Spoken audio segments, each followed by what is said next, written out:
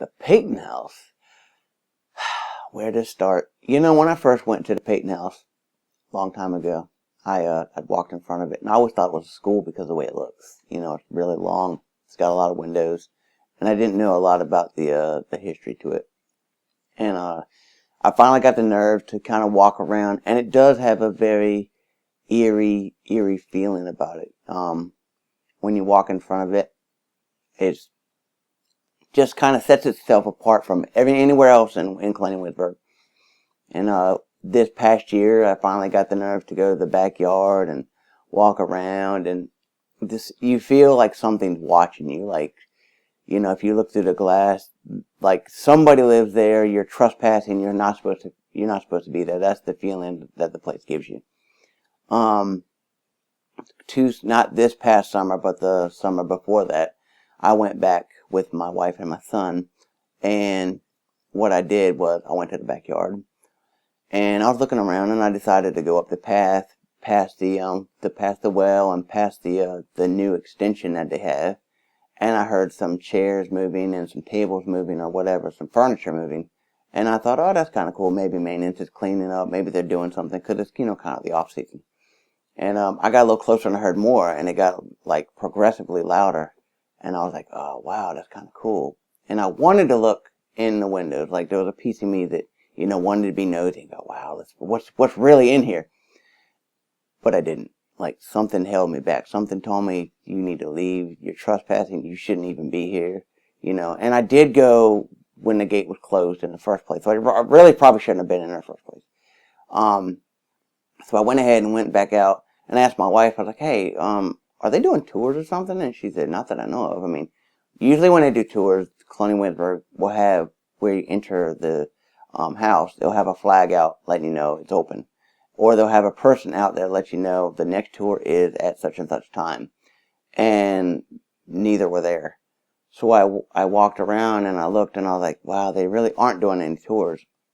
And that's when it hit me. I was like, I just experienced something that was a little bit paranormal. I mean, somebody was in there moving furniture and chairs, and if you were to go in the Peyton Randolph House, that spot that I was at, if you did the tour, you do the tour, it is where the dining room is, where the tables are, and I think it's like one table and it's like 4 chairs. And in the back of that is where the slaves and stuff brought in the food all the time. So I thought that was really, really weird. And when I finally got to go in the house, I was like, wow, that's really cool because, you know, this is where I heard the noise. And that's kind of what made it a little bit creepier because you're, you know, wow, that's where I heard the noise. And I looked on the floor and I didn't really see any scratch marks or anything like where furniture had been moved. So I was kind of disappointed in that.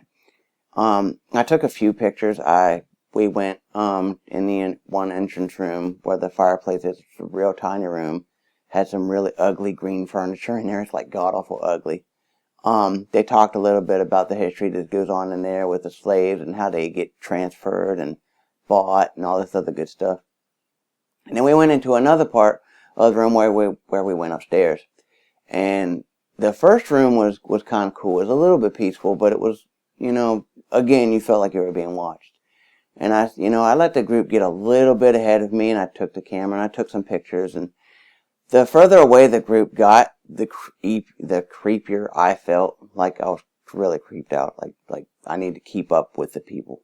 Then I went to the next room, it's called the Red Room, and it's like really, really dark. They only have one window. They have all cherry furniture.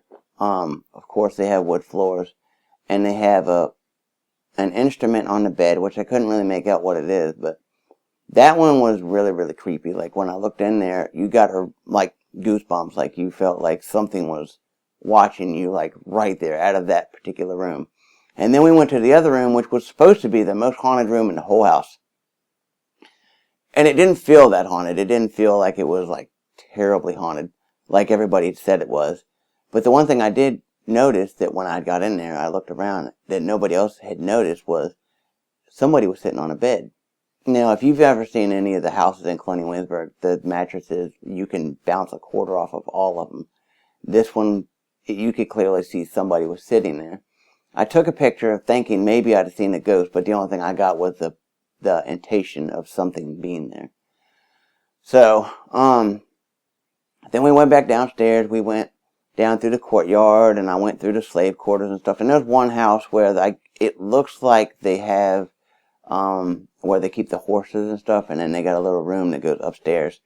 And that one was a little creepy too. But other than that, I mean, you really don't get the true feeling of how creepy it really is until you go out there at night. I mean, it is creepy during the day, but it's night and day when you go out there at night. It is truly eerie.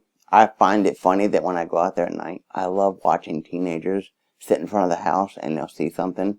And they'll see like a shadow of the branch, and they'll see that move in the window and they think it's a ghost.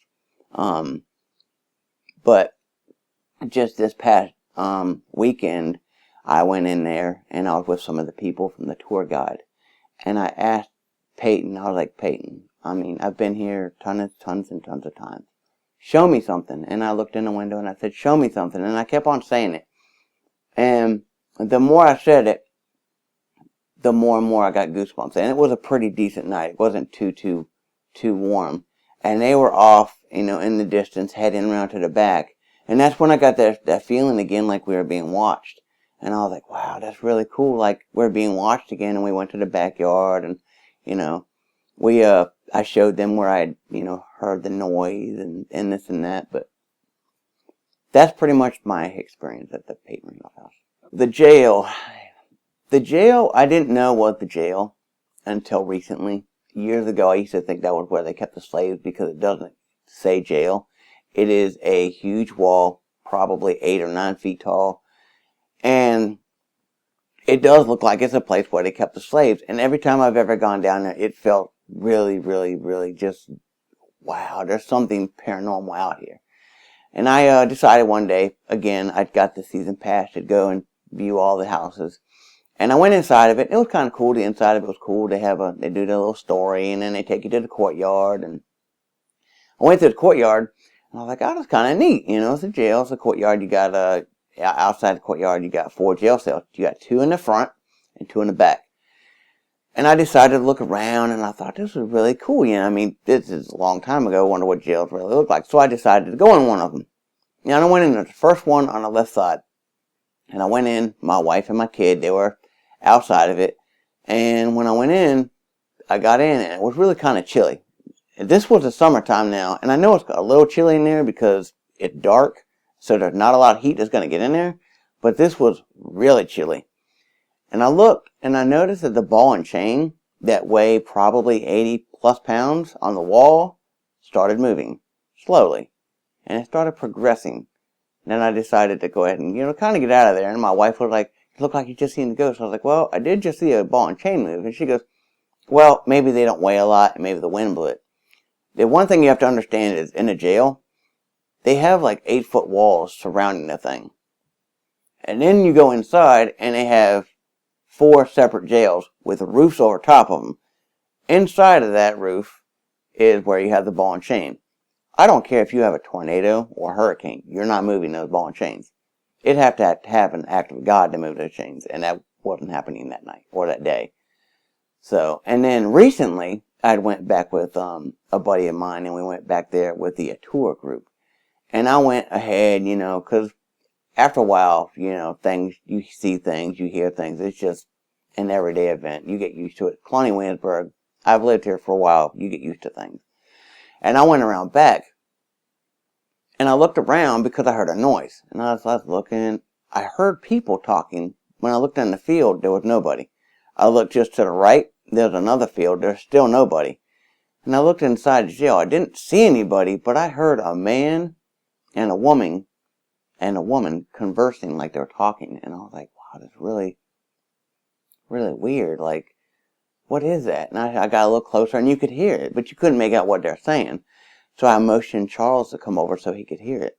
And he got over there, and it stopped. As soon as the tour guide and stuff came over, nobody else heard it, and it stopped. And it was kind of disappointing because, I wanted somebody else to hear what I had heard. But nobody else heard it, and nothing else happened. But that's what happened at a jail.